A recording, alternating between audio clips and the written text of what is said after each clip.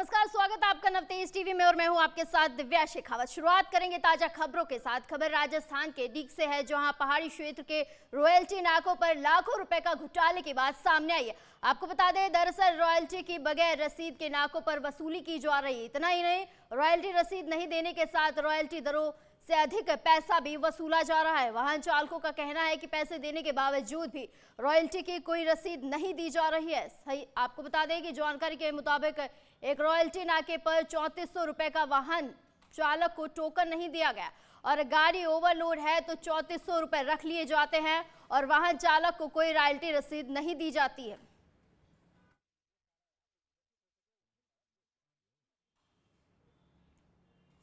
और वहीं खबर अनूपगढ़ से है, जहां विकसित भारत संकल्प यात्रा का पीएम मोदी ने वर्चुअल तौर पर शुभारंभ किया। आपको बता दें, वर्चुअल कार्यक्रम में पीएम मोदी ने भारत सरकार के विभिन्न योजनाओं से लाभान्वित लाभार्थियों से बातचीत की है।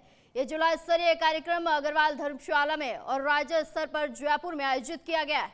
वहीं आपको बता दें, जिला स्तरीय कार्यक्रम में मुख्य अतिथि के रूप में श्रीगंगानगर विधायक जयदीप बिहानी शामिल हुए हैं। साथ ही कार्यक्रम को संबोधित करते हुए जिला कलेक्टर ने बताया कि भारत सरकार की ओर से चलाई जा रही फ्लैगशिप योजनाओं और इनको आमजन तक पहुंचाने के लिए केंद्र सरकार ने विकसित भारत संकल्प पर यात्रा का शुभारंभ किया है, जिसके माध्यम से अनूपगढ़ जिले की सभी ग्राम पंचायत में जागरूकता वैन पहुंचेगी। साथ ही साथ जो आमजन को केंद्र सरकार की योजनाओं से अवगत भी करवाएगी।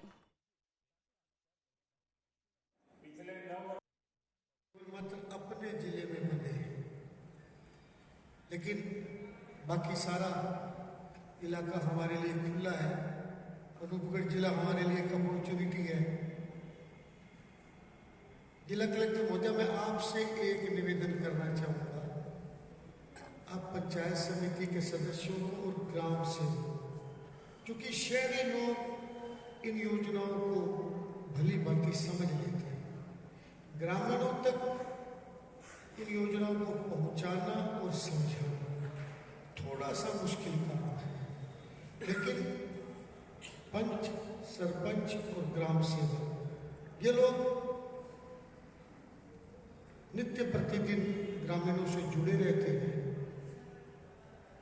महिलाओं तक उनकी अप्रोच है। उनको आप थोड़ा सा इस काम के लिए बाउंड करें, क्यों दिस इज पार्ट। अभी आपने मुख्यमंत्री जी और प्रधानमंत्री जी को सुना।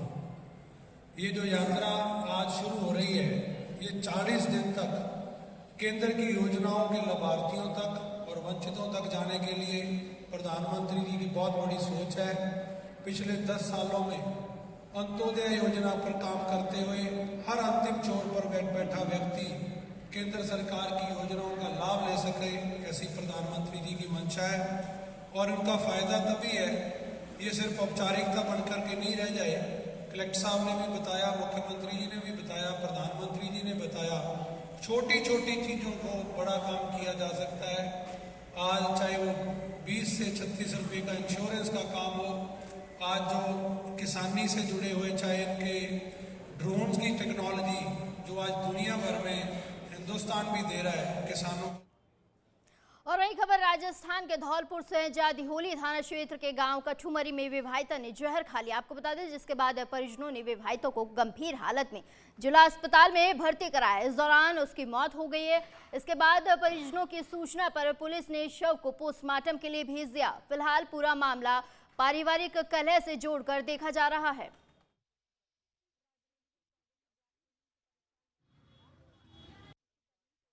सूचना मिली कि एक डेड बॉडी सदर अस्पताल की मोर्चरी में रखी हुई, जिसका नाम सावित्री वाइफ ऑफ रवि कुमार निवासी कठुमरी की रहने वाली है, जिसका पोस्टमार्टम कराने के लिए आए हैं, जिसका पोस्टमार्टम कराया जा रहा है और जो अगली कार्रवाई अमल में लाएगी।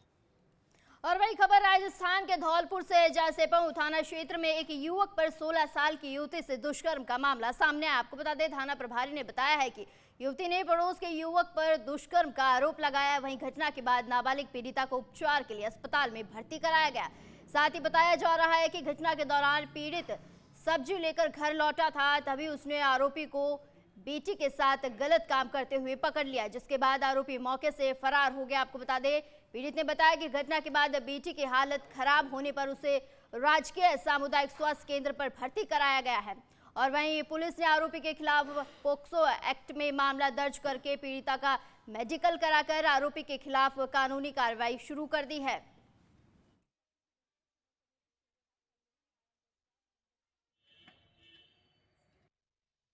थाना आया के इलाके में आज एक रेड की कार्रवाई हुई है नाबालिग बच्ची के साथ में, जिसकी कार्रवाई हमने मुकदमा दर्ज कर लिया है, जिसमें एसएचओ साहब स्वयं गंभीरता से लेते हुए उसकी अनुसंधान कर रहे हैं एवं पीड़िता को मेडिकल भी हॉस्पिटल पहुंचे हैं, वहां पर वो कार्रवाई कर रहे हैं एवं मुलजिम की।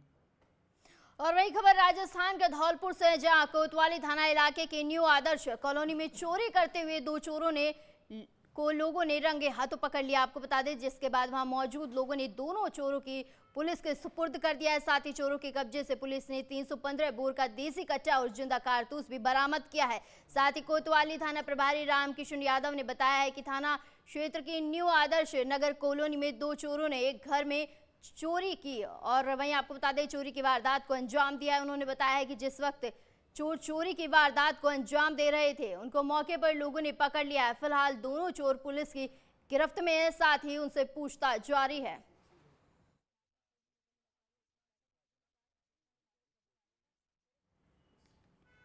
और वहीं केंद्र सरकार की बहुप्रतीक्षित विकसित भारत संकल्प यात्रा देश में निकाली जा रही है, जिसका उद्देश्य सरकार की प्रमुख योजनाओं में परिपूर्णता हासिल करना है और इसके तहत यह सुनिश्चित किया जाएगा कि इन योजनाओं का लाभ सभी लक्षित लाभार्थियों तक समयबद्ध तरीके से पहुंचे। इस कार्यक्रम के दौरान पीएम मोदी ने राजस्थान, मध्य प्रदेश, छत्तीसगढ़, तेलंगाना और मिजोरम में विकसित भारत संकल्प यात्रा को हरी झंडी दिखाकर रवाना किया। साथ ही आपको बता दें कि प्रधानमंत्री नरेंद्र मोदी ने कल शाम करीब 4 बजे वीडियो कॉन्फ्रेंसिंग के माध्यम से विकसित भारत संकल्प यात्रा के लाभार्थियों से संवाद किया। देश भर से हजारों विकसित भारत संकल्प यात्रा लाभार्थी इस कार्यक्रम में शामिल हुए। साथ ही कार्यक्रम में विधायक राज्यवर्धन सिंह राठौड़, स्वामी बाल मुकुंदाचार्य, गोपाल शर्मा, कालीचरण सराफ, कैलाश वर्मा और बड़ी संख्या में स्थानीय स्तर के प्रतिनिधियों ने शिरकत की।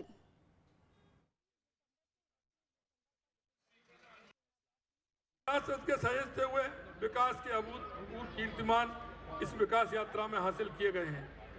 मैं सभी प्रदेश की देशवासियों से विकसित भारत संकल्प यात्रा उत्थान और उन्नति के इस रथ को हर व्यक्ति की भागीदारी के साथ अपनी मंजिल पर पहुंचाने की अभिनव पहल है।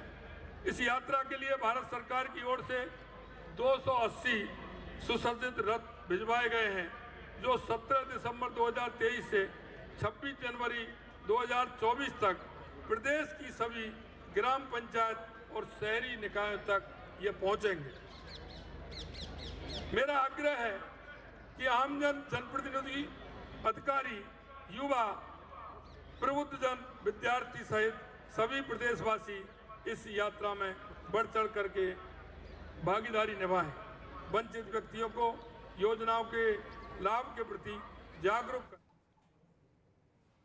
खबर प्रतापगढ़ से, जहां शनिवार को विकसित भारत संकल्प यात्रा का शुभारंभ किया गया। कार्यक्रम का आयोजन महाविद्यालय परिसर में विधायक हेमंत मीना के मुख्य आतिथ्य में आयोजित किया गया। आपको बता दें, कार्यक्रम में जिला कलेक्टर डॉक्टर इंद्रजीत यादव और जिला परिषद सीईओ दुर्गा शंकर मीना सहित अनेक गणमान्य लोग मौजूद रहे।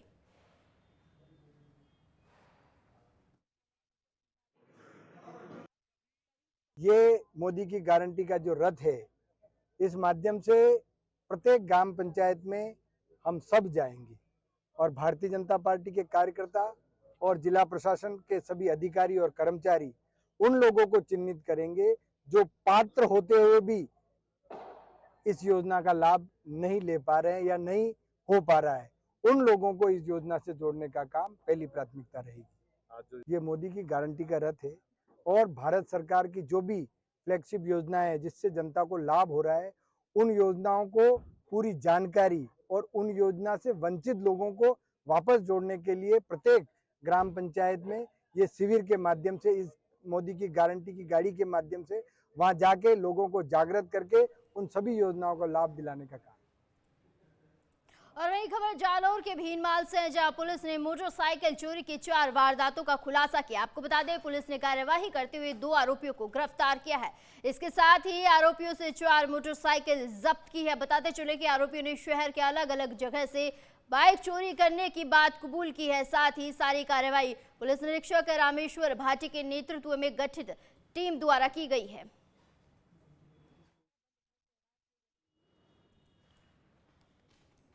और वही खबर अलवर की है, जहां लाखों रुपए की ठगी कर फरार चल रहे सनी महाजन को पुलिस ने गिरफ्तार कर लिया है। जानकारी के अनुसार सनी महाजन ने होटल बुकिंग के नाम पर ग्राहकों से एडवांस राशि के तौर पर करीब 9,82,000 रुपए लेकर फरार हो गया था। इस संबंध में होटल मैनेजर ने थाने में रिपोर्ट दर्ज कराई है। पुलिस ने कार्यवाही करते हुए आरोपी को गिरफ्तार कर लिया और कोर्ट में पेश किया है।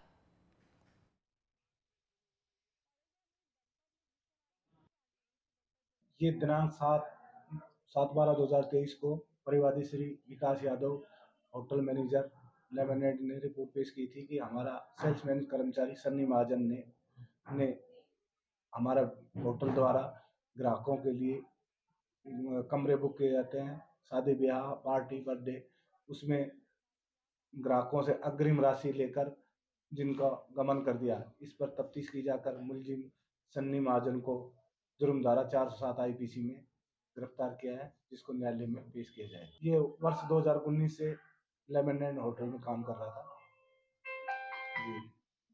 ये वैसे मूल निवासी तो हरियाणा का है, गुड़गांव, और अभी यहाँ किराए से रह रहा है सिल्वर ओक के स्कूल के सामने कॉलोनी में। और वहीं झुंझुनू जिले के पिलानी कस्बे के क्लब वृक्ष अस्पताल एवं रिसर्च सेंटर फाउंडेशन के स्थापना दिवस पर विशाल रक्तदान शिविर का आयोजन किया गया। कार्यक्रम के मुख्य अतिथि झुंझुनू विधायक ब्रजेंद्र ओला रहे। इसके साथ विधायक पितराम सिंह काला सहित अन्य गणमान्य लोग उपस्थित रहे। अस्पताल संचालक डॉक्टर करण बेनीवाल ने बताया कि शिविर अस्पताल परिसर में सुबह 9 बजे से शाम 5 बजे तक जारी रहा। इसके साथ ही शिविर के दौरान 111 यूनिट रक्त संग्रहण किया गया है। शिविर के दौरान अतिथियों ने रक्तदाताओं का हौसला भी बढ़ाया।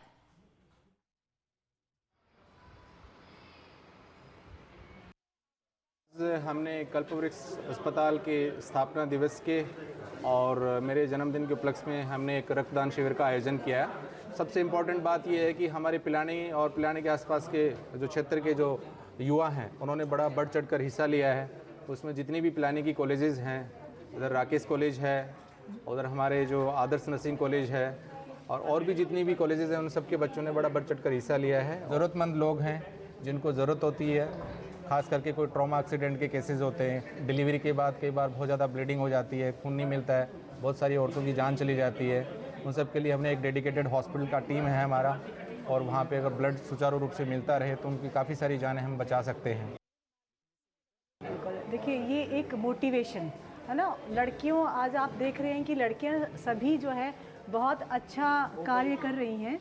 और जब सुबह मैं उन बच्चियों से मिली तो उनके दिमाग में कुछ संशय थी कि मैम हमें मासिक आता है, हमारे अंदर खून की कमी हो सकती है, हमारा क्या होगा। तो जब मैं उनसे मिली तो मैंने उनको समझाया कि मासिक से खून की कमी नहीं होती है, आप अपना एक बार ब्लड चेक कराइए। उन्होंने सबने ये कहा अगर हमारा ब्लड अच्छा रहेगा तो हम देना चाहते हैं। तो वो उनको स्वैच्छिक एक इच्छा थी जो मुझे सुनकर बहुत आश्चर्य हुआ, जो कि आज से पहले आमूमन नहीं देखा जाता है। तो ये मुझे बहुत एक अच्छा प्लस पॉइंट लगा। फिर उनका ब्लड चेक हुआ और अब भारी संख्या में जो है वो अपने फ्रेंड्स को भी कॉल करके बुला रही हैं कि ब्लड देने के बाद कुछ बच्चियों ने ब्लड दिया और फिर उन्होंने अपनी फीलिंग्स जो है बाकी लड़कियों से शेयर करी कि ब्लड देने के बाद मुझे बहुत अच्छी फीलिंग आई है, और वो औरों को भी मोटिवेट कर रही हैं कि आप भी ब्लड दीजिए। और वहीं राजधानी जयपुर होटल में डॉक्टर ओपेश सिंह के सेमिनार के तहत आर्थिक सहायता देकर कमजोर बच्चों को मुख्य धारा में लाने का प्रयास किया गया और युवाओं को सक्सेस टिप्स दिए गए। आपको बता दें कि इस सहायता राशि से कमजोर बच्चों को संबल मिलेगा और आने वाले भविष्य में ये सहायता उनके बेहतर भविष्य का माध्यम बनेगी। इसके लिए ज्वालाना में जयपुर में देश दुनिया के विशेषज्ञों ने यंगस्टर्स को आगे बढ़ाने और अपने स्टार्टअप्स के साथ अन्य चीजों को बढ़ावा देने के टिप्स दिए। युवाओं ने भी एक्सपर्ट से सवाल करते हुए जिज्ञासा शांत की। आपको बता दें कैंप में आगे बढ़ाने के साथ उससे जुड़ी सभी प्रकार की जानकारी को साझा किया गया और डॉक्टर सिंह ने अपने अनुभव साझा किए। साथ ही आपको ये भी बता दें कि सिंह ने अपने बिजनेस के साथ साथ सामाजिक कल्याण का भी पूरा ध्यान रखते हैं और जब भी थोड़ा समय मिलता है तो वे आर्थिक कमजोर बच्चों के लिए कुछ नया करने की योजना बनाते हैं। उनका फाउंडेशन लगातार असहाय और कमजोर बच्चों की शिक्षा के साथ उनकी बेहतर लाइफस्टाइल बनाने का दिन रात प्रयास कर रहा है। हमारे साथ इस समय उपेश सिंह जी खड़े हैं, जिनकी उपेश सिंह फाउंडेशन नाम से फाउंडेशन चलती है। क्या है ये फाउंडेशन, किस प्रकार से काम कर रही है और किस प्रकार से सामाजिक सरोकार निभाते हुए लोगों की ये मदद करिए, जानेंगे उपेश सिंह जी से। सर, थोड़ा सा एक हल्का सा ब्रीफ आपकी फाउंडेशन के बारे में बताइए प्लीज।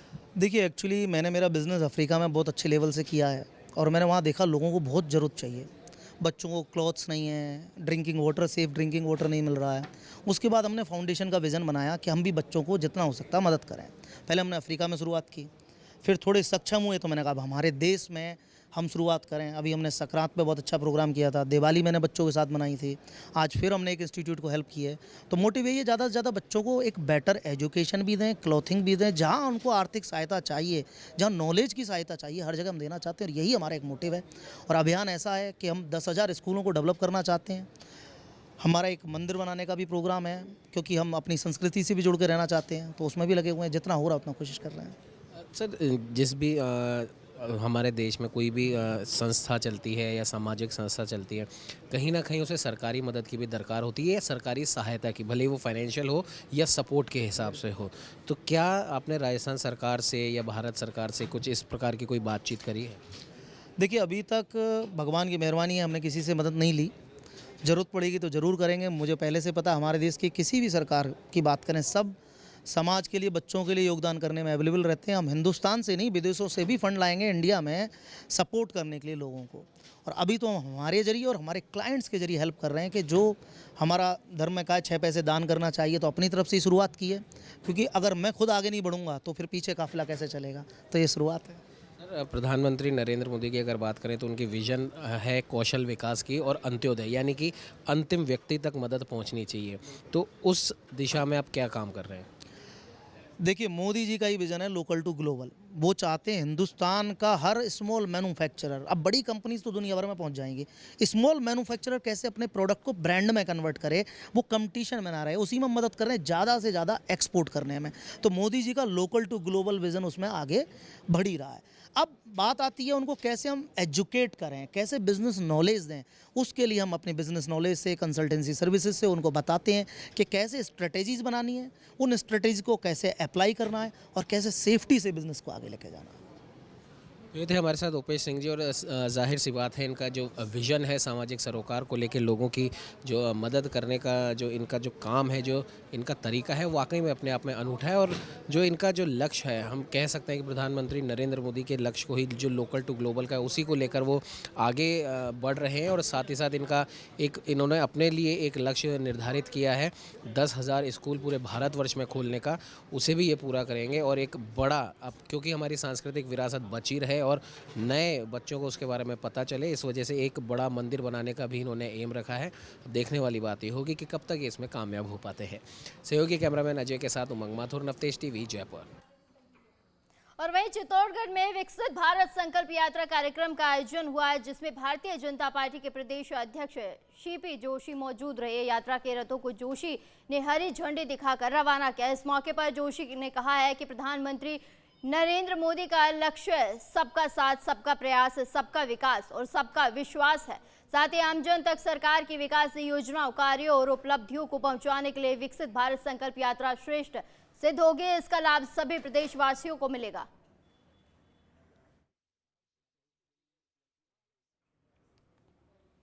और वही खबर झुंझुनू से है, जहां कुशलपुरा गांव के पास एक पिकअप गाड़ी के पलटने से हादसा हो गया है। 2 जनों के घायल होने की घटना सामने आई। आपको बता दें, हादसे की सूचना मिलने पर सामाजिक संस्था जीवन ज्योति रक्षा समिति के सदस्य मौके पर पहुंचे और घायलों को सरकारी अस्पताल में भर्ती कराया। वहीं जानकारी के अनुसार घायलों की पहचान मनीष जाट और जयप्रकाश अहीर के रूप में हुई है। वहीं आपको ये भी बता दें कि घायल मनीष नाजुक हालत को देखते हुए उसे प्राथमिक उपचार के बाद झुंझुनू के बीडीके हॉस्पिटल के लिए उसे रेफर कर दिया गया है।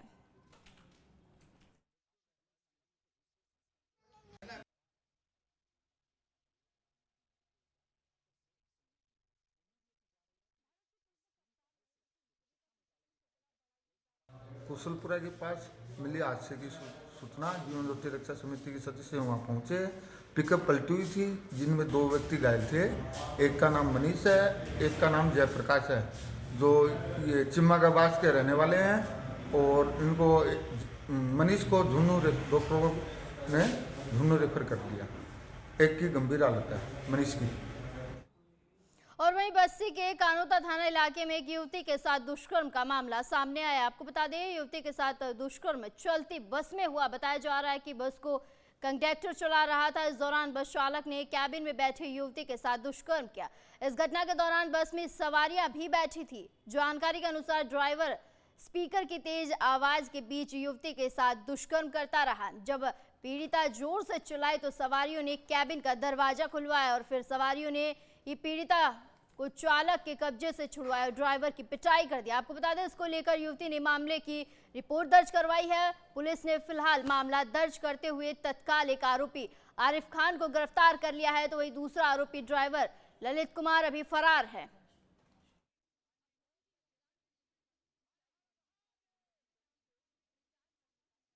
नौ 10 दिसंबर की रात्रि को शाम को 7:30 बजे 9 तारीख को एक महिला लड़की कानपुर से जयपुर के लिए अपने मामा के पास आने के लिए रवाना हुई थी। रास्ते में उसको अन्य सवारियों ने अपनी सीट बता के उसको तो अपनी ग्रहण कर ली सीटें, उसके लिए सीट बची नहीं, उसको कैबिन में बिठा दिया। रास्ते में कैबिन में अन्य सवारियाँ बैठी थी जो अपने गंतव्य स्थान पर उतर गई। उसके बाद में जो ड्राइवर्स हैं उनके दिमाग में अपराध सूझा।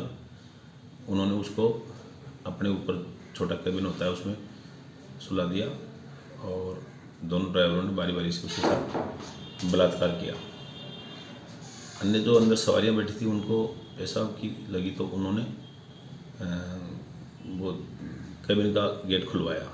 तब उनको संदिग्ध हालत में देखा और वो उन ड्राइवरों से मारपीट करने लगे। तो एक ड्राइवर गाड़ी साइड में खड़ी करके भाग गया, एक को पकड़ लिया। और वही खबर डीग से है, जहां अल्पसंख्यक छात्रावास में बच्चों के भोजन के नाम पर घोटाले का मामला सामने आ रहा है। आपको बता दें, जानकारी के अनुसार बच्चों को समय पर खाना नहीं दिया जा रहा है और बच्चों के नाम पर फर्जी हाजिरी कर डाइट को डकाने का काम भी किया जा रहा है। इसके साथ साथ जिम्मेदार अधिकारी बच्चों को निराधारित डाइट भी नहीं दे रहे हैं। आपको बता दें, इसको लेकर बच्चों में रोष है और वो जिम्मेदारों पर खुलकर आरोप लगा रहे हैं और धांधली की बात कर रहे हैं।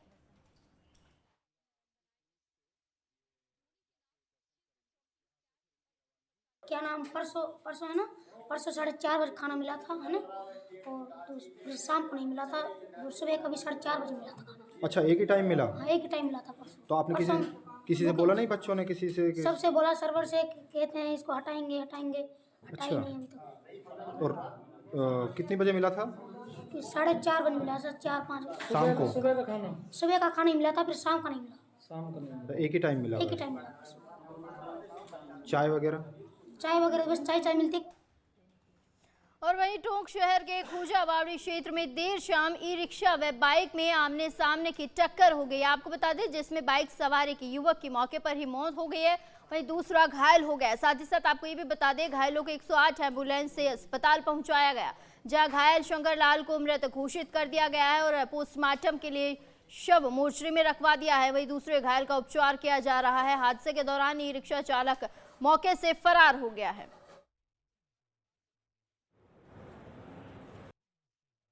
ये अभी सूचना प्राप्त हुई है, एक बाइक और अपने ऑटो के बीच में एक्सीडेंट हुआ है। इसमें बाइक सवार जिनका नाम शंकर लाल है, इनकी डेथ हुई है। इसमें एक कैजुअल्टी हुई है और दूसरा जो है वो घायल है। इनको पुलिस जो पेट्रोलिंग कर रही थी उनके द्वारा यहाँ लाया गया है और जो घायल है उनका इलाज करवाया गया है और शव का भी मोर्चरी में रखवाया है। रात्रि का समय है, इसलिए पोस्टमार्टम कार्रवाई सुबह की जाएगी।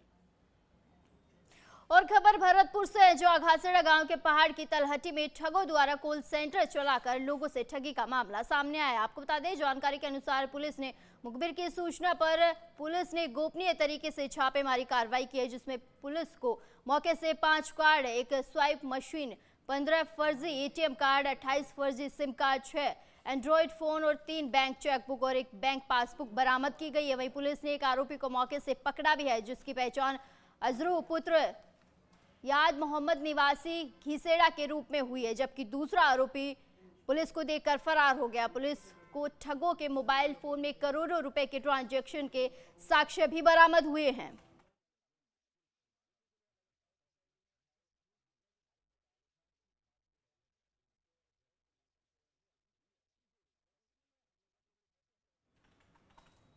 मेरे साथ न्यूज रूम में बस इतना ही। जुड़े रहिए नवतेज टीवी के साथ।